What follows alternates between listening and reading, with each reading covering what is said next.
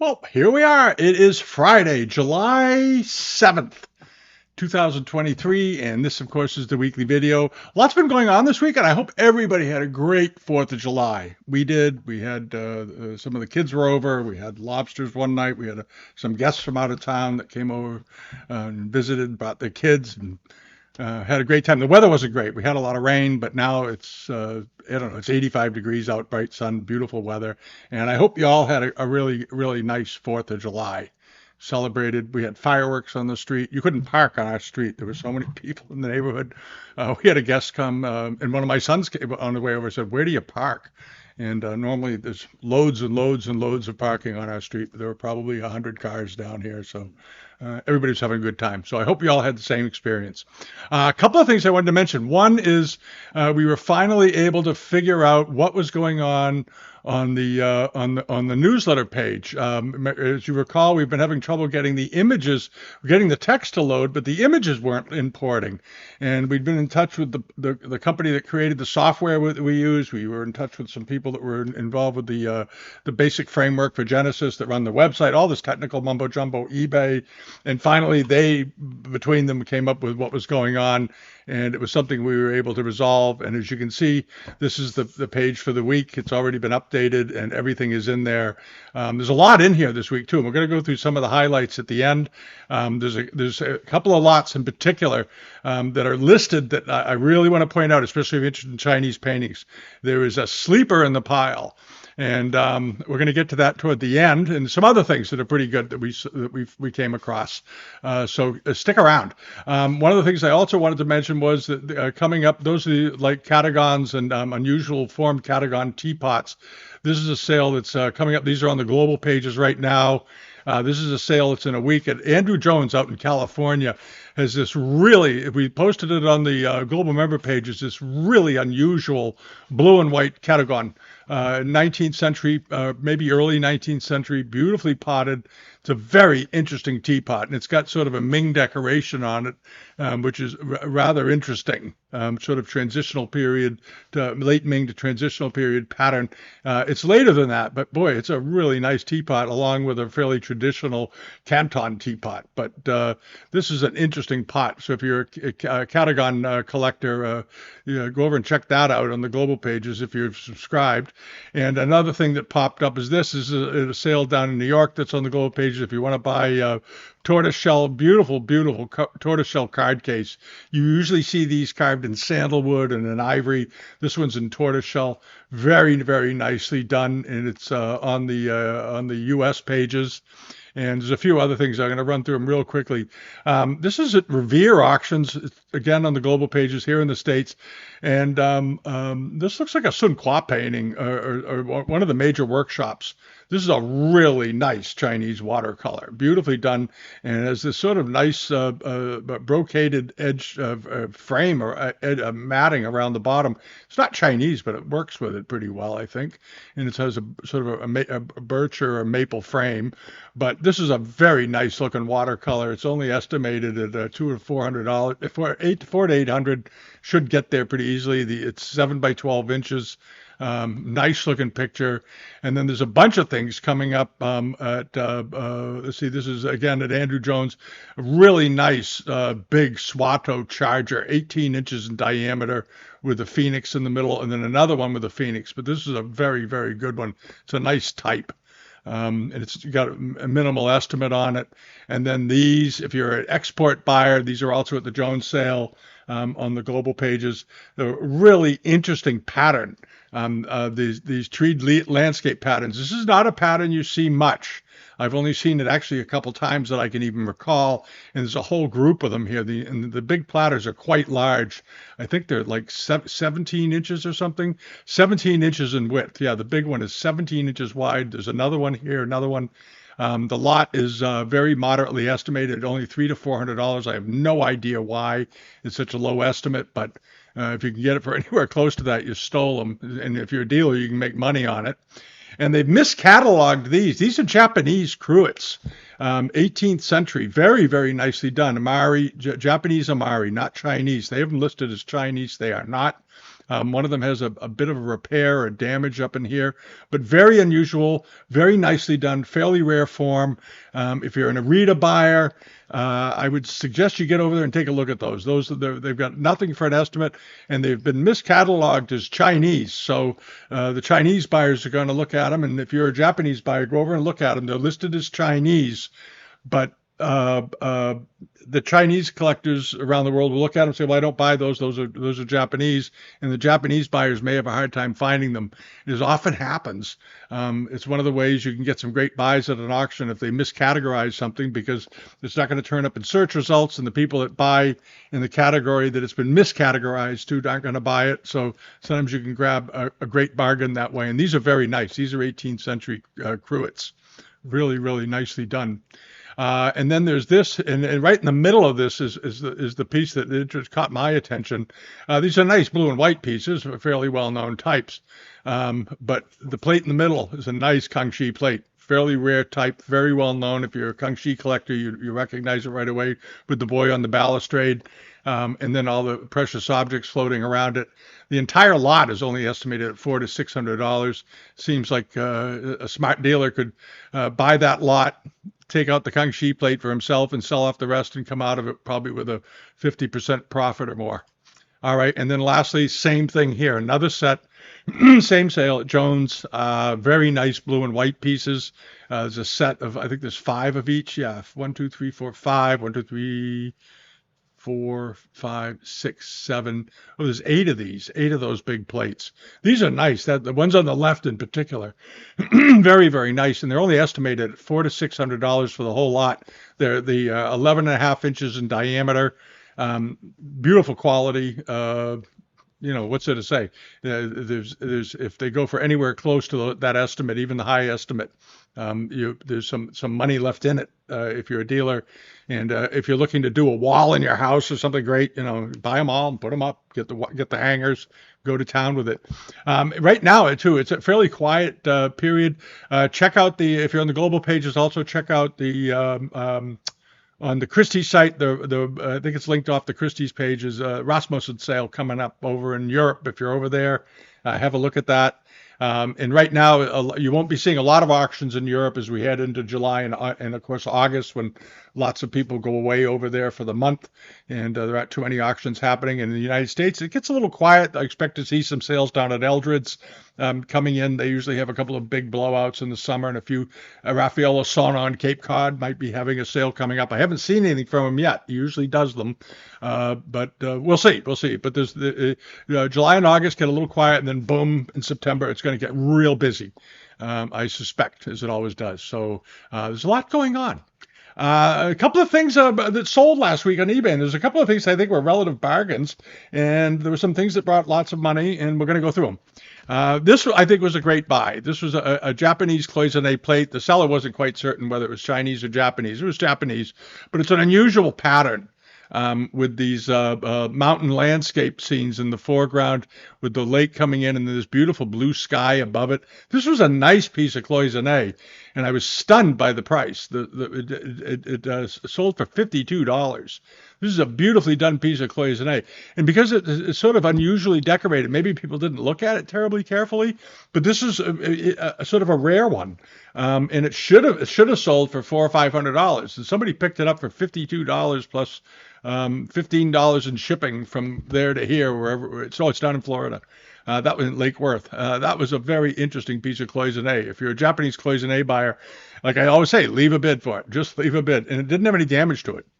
And then there was this, that 8 foot long, pretty much 8 feet, over 8 feet long, silk with the figures on it. It had some fading in it. It had some little issues with conditions, some staining.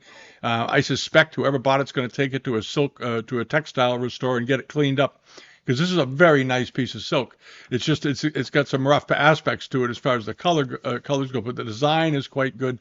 The workmanship was outstanding on this. This was really prettily done. Obviously, it had a stain over in here, But in today's with the chemicals and stuff they have, a good textile restorer can work wonders on a thing like this. And I think it's great because it's so big, 8 feet. This looks like it's 3 feet by 10 inches or something. It's not. It's 8 feet by 3 feet tall. So this would like make a wall in a room. And it went for $2,025, which I think is fine. Silks have maintained a lot of strength in the market. People are still fascinated by them, and I don't think it's ever going to stop because silks have been collected for hundreds of years, thousands of years. At any rate, this was a nice Kangxi period rosewater bottle. We talked about it for the Islamic or Indian market. And we thought it would bring, 700, 800 to 1,000, and right in the middle, right there, $914. A nice looking piece of porcelain. Sometimes these bring 1,200 to 13, but the sweet spot seems to be between 8 and 1,200, 700 to 1,000, somewhere in there. This was a nice one, nice and nicely decorated, very clear cobalt on it, nicely potted. It's got sort of a hint of a triple gourd on the top there, that secondary bulge up in here, but nicely done, nicely done.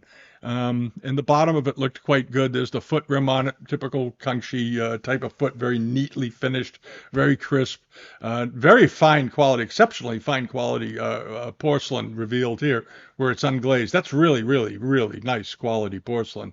Probably made in the first part of the 1800s. Or 1700s rather, excuse me, but beautifully done. And then over here to this, I mentioned this last week because I know there are a number of you out there. There's sort of a pool of Kutani collectors that watch the video each week, and I mentioned a couple of pieces of Kutani that came up last week because I thought they were nice, and this was one of them. Was this very nice plate, lots of gilding on it. Very good quality. My only gripe is that the guy made the pictures too small, and you can't zoom these in. So I wish he'd shown a few more. Here's his detail. There you go. This is the only big shot. When you shoot your pictures for eBay, don't do 4 by 600 or 5 by 7. Do them 900 by 1500 pixels at least. Make them big so people can really see them. But this was a beautifully decorated piece of Kutani, and these are fairly ambitious and with all this gilding on here. And the only issue is if they get wear on them, they really look bad. They look really worn and beat up and tired. This one has been kept in beautiful condition. The enamels aren't worn. The enamels are very nicely done. They're very light, very sensitively painted. And then you have this rather bold border in gold and red going around the outside and a little bit of black. And it really works. And then you have this repeat pattern trimming it out on the outside. This was a very, very nice plate. Really, really nice piece of porcelain.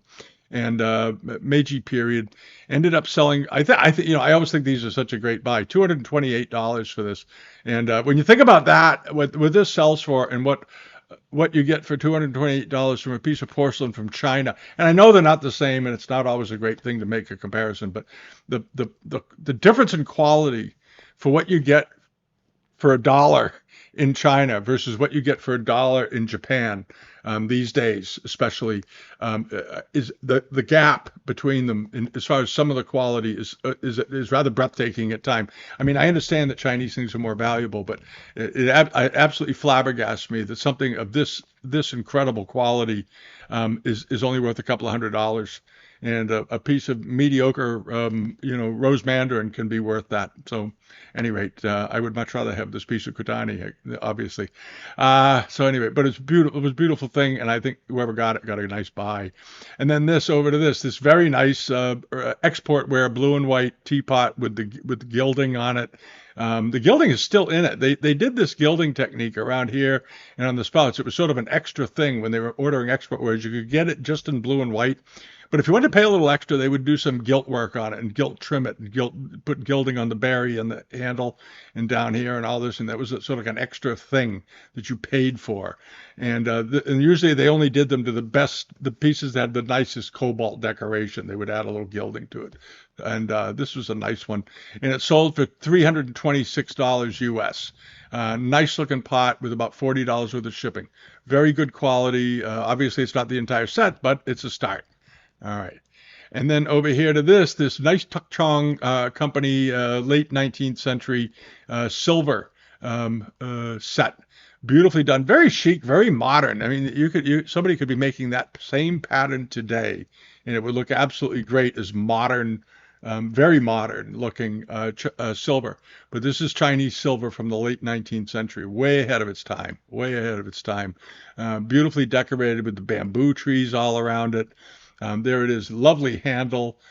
Sometimes, and I saw a set like this one time, and they had used the insulators here in the handle that they put on these. They use bone and ivory and one thing and another, and that way it keeps the handle from getting hot because silver really transmits heat very rapidly. If you've ever used a silver teapot, and you feel how quickly that pot heats up, and they put spacers in here, insulators here and here, so the handle doesn't get hot.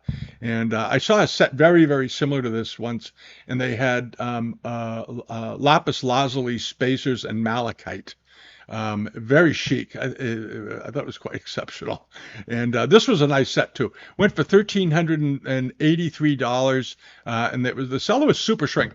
And he's a fellow who used to be here. I've said it before, in Massachusetts. He's a very knowledgeable silver dealer of all types of silver, not just Asian silver, Chinese silver, Japanese silver, but English silver, French silver, and so forth. He's really he seems to be exceptionally knowledgeable on the subject. And then over to this. This was from my friend Steve up in New Hampshire. It's Coast to Coast Antiques. This nice piece of Japanese porcelain. This figure. It was he wasn't sure if it was Chinese or Japanese. He's right about the date, 19th century. It was Japanese, but it was very big. This thing was 19 inches tall. This was a nice big statue. Beautifully done, and it looked like it was in quite good condition. I couldn't see anything wrong with it. Even the little toes at the bottom are all intact. There's no damage to the edge of the robe.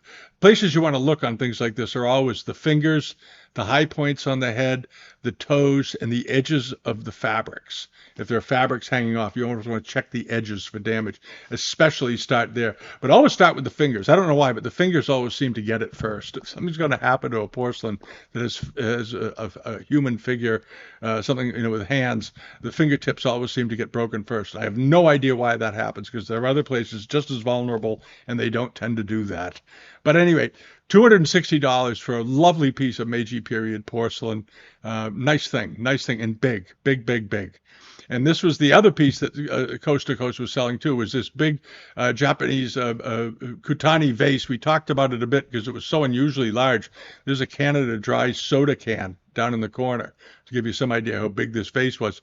Because without the can in there, it's very smart of him to do that, because without the can, it would read visually like a 10 to 14 inch vase.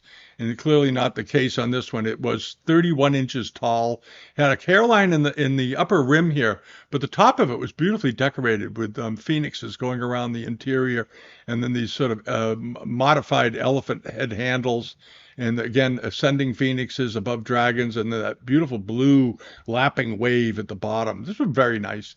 Sold for $1,256, and I think that was perfectly reasonable. That was a very beautiful object. Really beautiful colors. The colors are just vibrant. All right, now heading along over to here. The little lotus cup that we talked about last week. I saw this come up, and I just thought it was terrific. I like the pattern on it, and it's a fairly rare one. It's 18th century, and somebody got a steal. It's got a little flower head repair in a couple of places like that, small areas of restoration. But those of you who are familiar with this type of porcelain from the early Qianlong and Yongchen period, they're so prone to damage because they have all these delicate little high points on them all around here and all around there and everywhere you look. It's got little bits, all these stems around the bottom. And over the life, they bump other pieces, they bump things on countertops, and they get damaged. But this one struck me, the shape of the cup, the way it was done, just looked to me to be quite unusual. For one of these, not the typical type. Very unusual, very delicate, very simple. I liked it a lot, and I think somebody got a great buy. Ended up paying $145 for it, plus $10 delivery from, it was in West Brookfield, Mass. It was right down the street. I didn't see that before. Right down the street from, well, not down the street, 4 hours away, but in the relative terms to the world, that's right down the street. And nice thing. And then over to this was this very nice silk with the kirin or the fu lion on it, fu lion, I guess in this case, amongst the clouds and so forth. Nice rank badge. Beautifully done, beautiful colors. The silk was in very, very nice condition, very finely wrought, beautifully woven. Whoever paired the badge though sort of missed a little bit. It should probably be reset, as you can see here. The edges of the rocks don't align because the badge was in two sections. This was a front badge, and they have to cut it so you can open the vest and the jacket. And when they took it off and framed it, they missed a little. But I would probably, that might bug me. I don't know. Yeah, probably would bug me. I'd get it fixed. But very nice looking silk, beautifully done, and the colors are all still strong. The reds look nice, the greens look nice, the yellows look nice, and it went for 4,000 on the nose, exactly $4,000. This was from a seller, another seller. Oh, this was another seller, the same seller in Brookfield. Okay, so it looks like maybe they got into a collection. That was a nice looking silk. Let's hope the guy paid for it. And then the vase from that Stubbsy Wubsy had. It was at about ten or so $1,000 last week when we looked at it, and we thought it might go up a bit more. Well, it did. It went up to $14,000 by the time it was done. Very, very lovely 18th century ceramic in beautiful condition, unusual form and style. Just sort of a rare thing. Truly was. There's the bottom of it. Very, very nice. Beautiful, but the scale, the proportions, the size of the foot to the base, all of the proportionality of the porcelain was really, really nice. And then they threw on these elegant, almost European-looking handles, and then a classic sort of Chinese taste scene. Very, very nice. And it wasn't big. This wasn't big. You can tell he's holding it in his hand. It was probably 5 inches or so tall. 10 centimeters, 10 and a half, 10 and 3/4 centimeters tall, so about a little over 4 inches in height. Beautiful piece of porcelain. I like that a lot. I said I liked it a lot last week. I still like it. All right, now over here to some things that are coming up, and I want everyone to pay attention. There's some pretty good things in here this week. One of them is this. It's a fairly standard type of rose mandarin a bottle, but in beautiful condition. It's only up to about $20 or $30 or something at this point. It's got a few days to go. That'll be in this week's newsletter page. Oh, it has a star crack on the bottom. Keep that in mind when you bid. But beautiful enameling, beautiful decoration. And then this is interesting. This is the thing, if you're a painting buyer, pay attention. This is a very nice early 19th century export watercolor done on English paper by Whatman. You've heard us mention Whatman before. Whatman was a maker of very fine print and artistic paper in England in the late 19th, early 20th century, late 18th, I'm going to get this right, late 18th into the 19th century.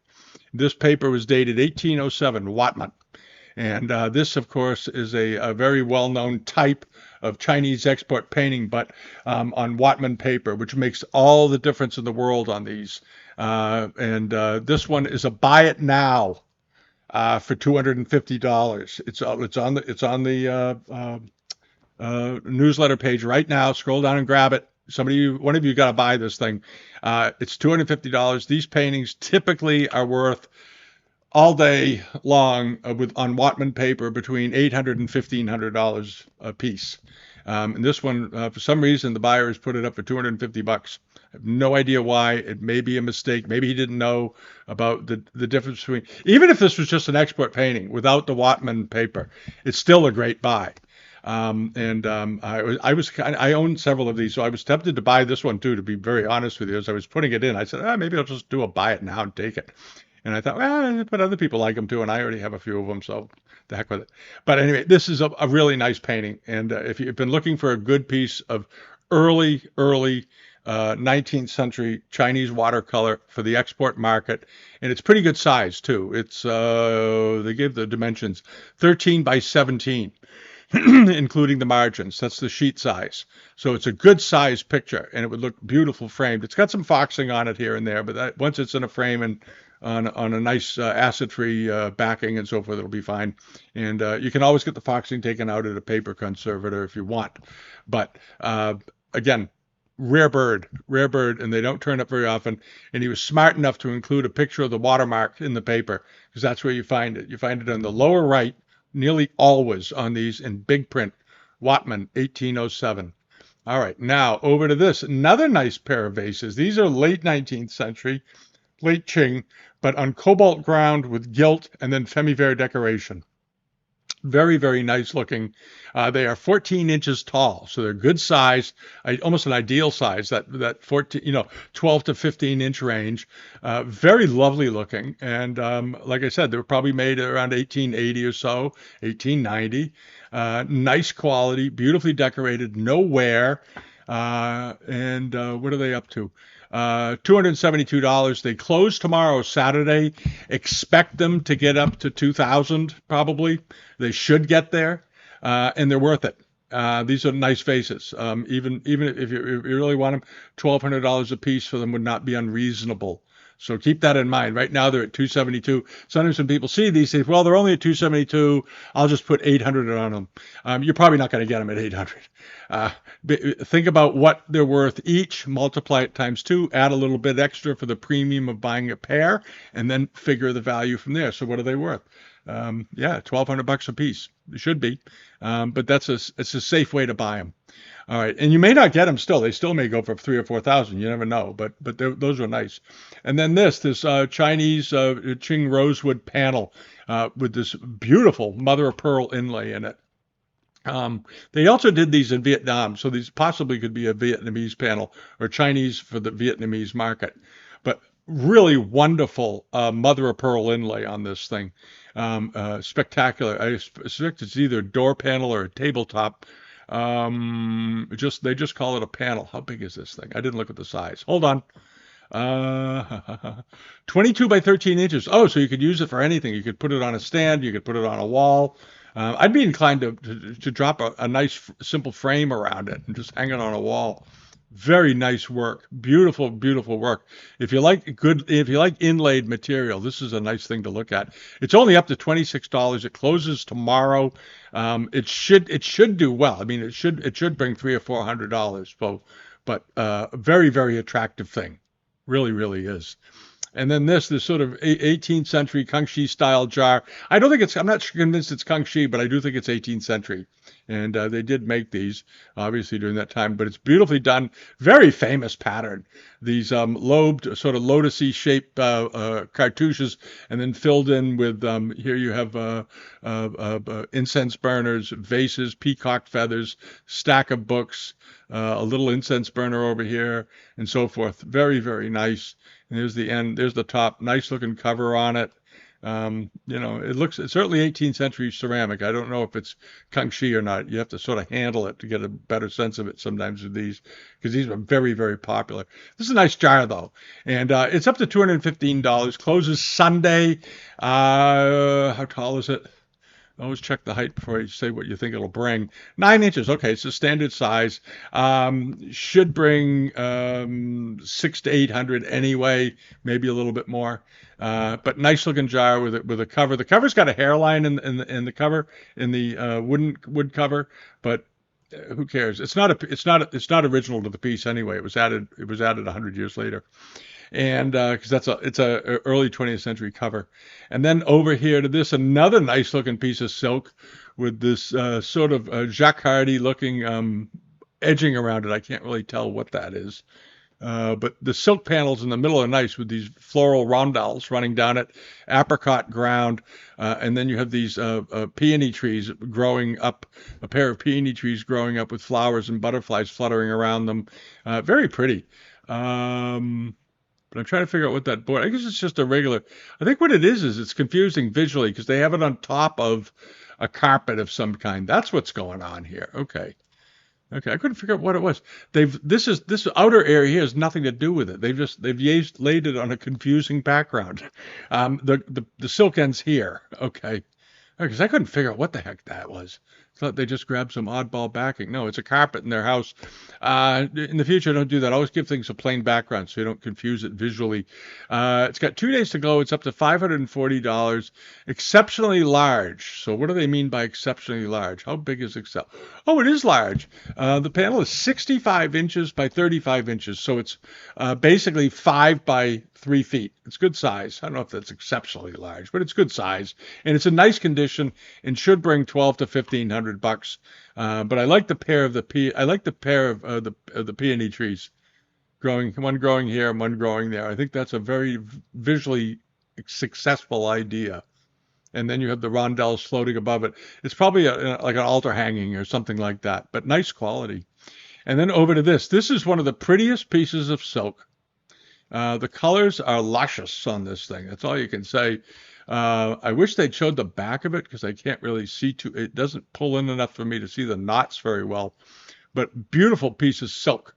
Beautiful work, beautiful colors, very elegant, very balanced. This thing is a number of different features.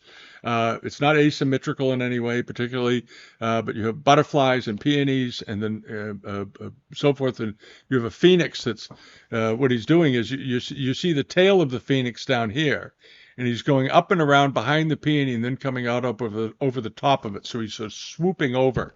Very, very cool. And it's up to $540. It's got a couple of days to go. I wouldn't be at all surprised to see this thing go for $2,000 to $3,000. It's absolutely wonderful. Absolutely wonderful. Beautiful color. And it looks like it's in wonderful shape. And this is, who is this seller anyway? Con's Antique in Staten Island, New York. Hello to Staten Island. Nice thing, nice thing. And then if you like paintings and you like classical sort of Chinese paintings and you're not in the market to spend, $50 or $100,000 on a Sung or a Ming painting, this is a nice one. I think it's a later Qing example, but done in the old style. Beautifully done. Since it's got an inscription in the corner, it's all framed and ready to hang. It's got one bid. It's up to $100, which is silly. It's a ridiculously low price. But this is a nice looking painting, very much in the old school style. Essentially, you see Ming paintings and Sung paintings that can look quite a bit like this, but I like the way it was done. And it's the kind of thing that it's got 2 days to go. It's got one bid, one lonely bid. And it should be worth $500 to $700, I would think. But if you could pick it up for a couple hundred, it's a great buy. So if you're looking for a nice painting, throw some money at it. It is 14 by 19 inches frame size, so the frame is almost approaching 2 feet in height. It's a good sized picture. And it's certainly what's the shipping? It's in Sugar Land, Texas. So he's got it down wherever you are in the U.S. It shouldn't be too bad because he's got the shipping from there to here in Massachusetts at just $24, which is a great buy. That's very reasonable. And then this, maybe you remember this. This was up a couple of weeks ago. This is JG Arts Limited. I always mess that seller over in England. This sold, as I recall, for around $530 or $40 a couple of weeks ago, or maybe $600. And apparently his customer didn't pay the bill. All right, I absolutely hate this. People stop doing that. And if sometimes people don't pay it because they know the seller will relist it and they maybe get it for a little less. And if you missed this last time around, buy it. Drop a bid of $700 on it. It's teach the deadbeat a lesson. Drive it up. But it's a nice carving. We did a video, as many of you saw. We did a video last week on carving. I love Chinese wood carvings and stone carvings and bone carvings and ivory carvings and all that stuff, tortoiseshell. And this is a nice one. This is a very, very nice carving. And he's got another one up that's just as nice. And we're going to talk about that in a minute. But if you missed this last time around, buy it for heaven's sakes. Show it a little respect. This is a nice thing. Deserves a home. Deserves a home. And I think it's beautiful. And the shipping is nothing. According to him, the shipping from the UK to here for this is just $31. And it's decent size. Was it 7 or 8 inches tall, as I recall, something like that? 28 centimeters, so about 9 inches tall. Yeah, nice size, good size. Is this Chinese figure? Another one, Qing, obviously. This is a beautiful carving as well. Different feeling, different type of carving. This is a very refined carving. Lots of folds in the robes, lots of detail, lots of little details like the hairs on the head, and then the scrolls rolled up with the twin peaches and all this. This is a very lovely little carving, 19th century, beautifully done. How big is this one? 20 centimeters. So it's 8 inches. 8 inches tall. 8 inches tall. but very, very attractive. Very, very attractive. I like that a lot. And then lastly, I wanted to mention this because I had several inquiries about this week. At the end of the week, we got some inquiries about this. This is a repro. This is a Chinese export repro. Apparently, the market has figured it out because it's only up to $19. It's got 3 days to go. This is a copy of an 18th century vase, but it's quite a good copy. And I just wanted to show it to everybody, just as a little reminder of what's out there. And one of the ways you can spot it right off is the faces. If you don't have Tommy Elkoff's book on dating Chinese porcelain, if you can find a copy of it, because it's very popular. A lot of people have it. He talks about facial characteristics and how you use them to date Chinese porcelain. And he did this amazing study through the Gothberg site a number of years ago, and they had people send in things that they could date accurately and ascribe to certain periods. This is a Chinese porcelain, and lots of it was export wares or late Ming wares or Ming wares. And they looked at ornaments and faces and so forth, and then come up with date ranges that made dating quite a bit more precise. And if you have the book and you look for these faces, they may be showing up for the late 20th century, but these are repros, and there are a couple of things on here that should immediately jump out at you. One is the way the eyes and so forth are done, and go look at an 18th century Mandarin export vase, and look at that face, and then this one, and this one is. Let's see, what is this? It's got 3 days to go, and it's listed just as Chinese export porcelain. That's it. The seller is Dahu 31. But at any rate, one of the things that jumped out at me beyond the faces was the color of the furniture. It looks like it's made out of like pearl white or mother of pearl or something. It's not. That's a pigment. That's a white paint that had a little bit of blue added to it. But it's a very odd color, and that should immediately, if you're familiar with, I always tell people, look at the colors when you're trying to date something. Look at the color palette on the piece. Is the color palette consistent with the period? And you can't have the colors that didn't exist at that time, right? So that color didn't exist. You're not going to find it on other pieces of export porcelain done that way, and you're not going to find faces drawn like that with these little tiny, tiny, tiny slit eyes and no color in the face really, just sort of flat and dead looking. And the way the purple enamels are done. This is a brand new modern piece. Here's a picture of the bottom of it, super glossy, and the way the paste looks, that's modern paste. That's just plain old-fashioned modern porcelain, and there it is. But nicely decorated, very good quality decoration. But the decorations are wrong. The potting shape on this is a little bit off, and the color of the paste on the foot rim is wrong. And there's the interior of it. It's sort of heavy and gloppy looking glaze looking down inside of it and so forth. But I've seen a number of very, very convincingly done armorial pieces turning up that look like they're from the 18th century in the last 5 or 6 months. They've been turning up in auctions, and they are all copies. And when I've seen them, I've mentioned them, but I'm just letting you sort of a heads up, because for a long time you didn't have to worry about copies of armorial wares too much. There weren't that many of them. There were some somewhat blank pieces of Chinese export ware that were sold in the 70s and 80s from big dinner services where maybe they left the crest or the cartouche out of them, and disreputable people will buy them, send them to China, and have monograms added or have famous names added to them and so forth. A lot of shenanigans there, especially with Chinese export wares for the American market, like the Order of Cincinnati stuff and all that. They have faked some of that kind of thing, so you want to be careful.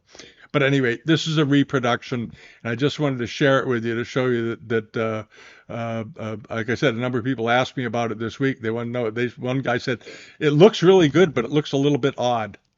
And if you ever find yourself saying that and you're not absolutely certain why, walk away from it. All right. It's also awfully glossy in places.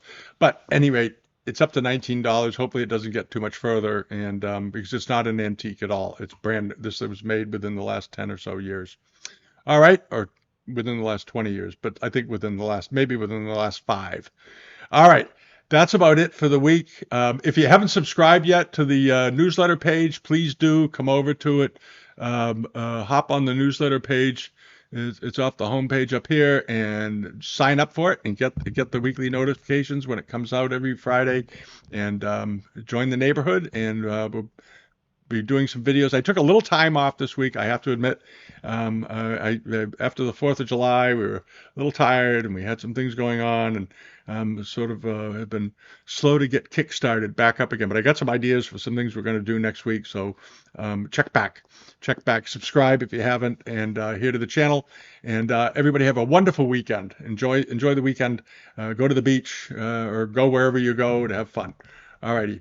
Thanks for watching. Bye-bye.